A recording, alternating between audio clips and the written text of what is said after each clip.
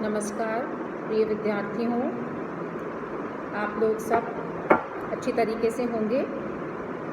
बच्चों, आज 5 सितंबर है, शिक्षक दिवस है और आप लोगों की बहुत सारी शुभकामनाएं हमारे पास पहुंच गई हैं व्हाट्सएप के माध्यम से, फ़ोन के माध्यम से, तथा कुछ एक बच्चों ने पूछा भी था कि वो कॉलेज आना चाहते हैं और शिक्षक दिवस पे हम लोगों के लिए कुछ करना चाहते हैं।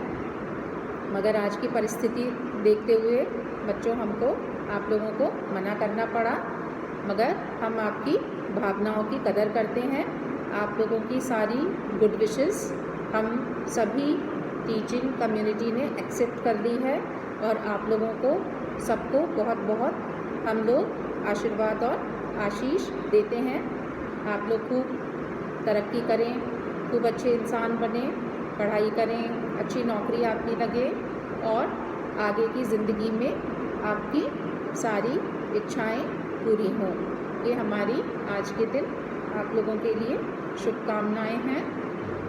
यदि कॉलेज रेगुलर तरीके से खुला हुआ होता तो आज के दिन वाकई बहुत सारे बच्चे कॉलेज में आते और पिछले साल की तरह आप लोगों ने जिस तरह से फंक्शन करा था, सारे कॉलेजेस में आज के दिन टीचर्स के प्रति बच्चे अपना ग्रैटिट्यूड व्यक्त करते हैं और इस बार हम वो सारी चीज़ें मिस करने जा रहे हैं। एनीवेज, कोई बात नहीं। आज हम अपने 3rd ईयर के विद्यार्थियों के साथ जो टॉपिक सुसाइड का पढ़ रहे थे वो आगे कंटिन्यू करते हैं। 3 तरह की आत्महत्याओं की बात दुर्खीम ने करी है बच्चों, ईगोइस्टिक, ऑल्ट्रुइस्टिक और एनॉमिक। ये 3 तरह की देखा जाए तो एक चौथे का भी उन्होंने नाम लिया था, फैटलिस्टिक, मगर वो इतना ज़्यादा उसका डिटेल में जिक्र दुर्खीम ने नहीं करा। तो मेनली ईगोइस्टिक, ऑल्ट्रुइस्टिक एंड एनॉमिक, ये 3 तरह की आत्महत्याओं का दुर्खीम ने अपनी किताब में वर्णन करा है। सबसे पहले दुर्खीम किस आत्महत्या का जिक्र करते हैं वो है ईगोइस्टिक, या फिर उसको हम हिंदी में बोलते हैं अहमवादी आत्महत्या। जैसा कि हमें नाम से ही पता पड़ रहा है, अहमवादी आत्महत्या मतलब कि ये व्यक्ति के अहम के कारण होती है इस तरह की आत्महत्या, और इस प्रकार की आत्महत्या समाज तथा पारिवारिक जो जुड़ाव होता है उसके कम होने से या उसके ढीले पड़ जाने से होती है, क्योंकि व्यक्ति उसमें अकेलापन महसूस करने लगता है अपनी ज़िंदगी में। और आधुनिक समाजों में व्यक्तिवादिता, स्वार्थ सिद्धि और इनके कारण इस तरह की जो आत्महत्याएं हैं वो बहुत अधिक हो गई हैं या बढ़ती जा रही हैं। चिंता भी एक प्रमुख कारण इसका हो जाता है कि व्यक्ति जो है वो तनाव में रहता है या चिंता में रहता है और उसका अपने आप के अंदर एक अहम सा डेवलप हो जाता है। दुर्खीम ने बहुत डिटेल में धर्म को लेकर, वैवाहिक स्टेटस को लेकर, मेल फीमेल जेंडर को लेकर और भी बहुत सारी स्टैटिस्टिक्स को लेकर आत्महत्या का विश्लेषण करा है और ये बताने की कोशिश करी है कि किस प्रकार के व्यक्ति अधिक आत्महत्या करते हैं। दूसरे नंबर की आत्महत्या जो दुर्खीम ने बात करी है ईगोइस्टिक के बाद, वो है ऑल्ट्रुइस्टिक सुसाइड, यानी परार्थवादी आत्महत्या। अब ये आत्महत्या अहमवादी आत्महत्या के बिल्कुल उलट तरह की है, विपरीत तरह की है, क्योंकि यह समूह या समाज में बहुत अधिक एकता या घनिष्ठता का परिणाम होता है। और किस लिए? क्योंकि व्यक्ति जो है वो अपने समूह के साथ इतना ज़्यादा जुड़ा हुआ होता है और उसको इतना ज़्यादा feeling of sense of responsibility लगता है या ड्यूटी के प्रति वो इतना ज़्यादा कॉन्शियस होता है, तो वो अपने समूह के लिए आत्महत्या कर लेता है। तो इस आत्महत्या में एक कर्तव्य और उत्तरदायित्व का बोध इंसान को होता है, और इस प्रकार की आत्महत्याएं आत्म बलिदान की भावना पर आधारित हैं कि you sacrifice your life for the sake of a larger community. ये इस आत्महत्या की खास बात होती है। अब तीसरे नंबर की जो आत्महत्या दुर्खीम ने बताई वो है ऑल्ट्रुइस्टिक, तो हो गया ना, ईगोइस्टिक, ऑल्ट्रुइस्टिक, और तीसरा टाइप है एनोमिक। एनोमिक को हिंदी में कहते हैं आदर्श विहीनता या अप्रतिमानित आत्महत्या।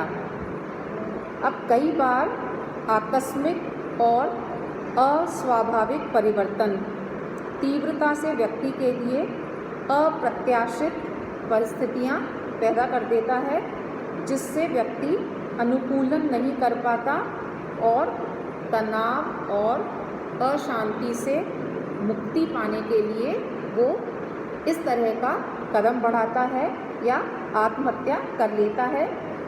अब फॉर एग्जाम्पल दुर्खीम का कहना है कि आर्थिक और राजनीतिक संकट आत्महत्या की दर को बढ़ाता है, ये दुर्खीम ने बताया है। अब आर्थिक संतुलन में तीव्र परिवर्तन और आकस्मिक आर्थिक उतार चढ़ाव व्यक्ति पर सकारात्मक दबाव डालते हैं, जिसके कारण भी व्यक्ति आत्महत्या कर लेता है। मान लीजिए व्यक्ति जो है वो आर्थिक रूप से बहुत प्रतिष्ठित है और संपन्न है, मगर उसके अचानक से कोई बिजनेस में, व्यापार में बहुत बड़ा घाटा हो जाता है, और ऐसी स्थिति में वह ये नहीं सोच पाता है कि उसे क्या करना है, और जीवन यापन के जिन आदर्शों के साथ वह अब तक अपना जीवन व्यतीत करता आ रहा था उसकी पहुंच के बाहर अब हो जाते हैं, और वो नए आदर्शों से उसका परिचय नहीं है, वे उसे उपलब्ध भी नहीं है। और इन परिस्थितियों में मान लीजिए उसका दिवालियापन हो गया या जब उसका पूरा बिजनेस उसका ख़त्म हो गया, तो उसके पास और कोई रास्ता नहीं बचता, बल्कि वो अपने आप को ही नुकसान पहुंचा लेता है। तो दुर्खीम जो है वो अपने अध्ययन के आधार पर इस तरह के निष्कर्ष पे पहुंचते हैं कि प्रत्येक समाज में आत्महत्या उत्पन्न करने के कुछ कारण होते हैं। सामाजिक संगठन की बहुत सारी अवस्थाओं से एक सुसाइडल करेंट्स उत्पन्न होते हैं। एक तो हम बिजली के करंट की बात करते हैं, एक है सुसाइडल करेंट्स उत्पन्न होते हैं, और ये जो करेंट्स होते हैं वो व्यक्तियों पर बहुत अधिक प्रभाव डालते हैं, और उनमें से कुछ यंत्र चलित से आत्महत्या के लिए बाध्य हो जाते हैं। कोई व्यक्ति जो है इन की वजह से आत्महत्या के लिए भी बाध्य हो जाते हैं।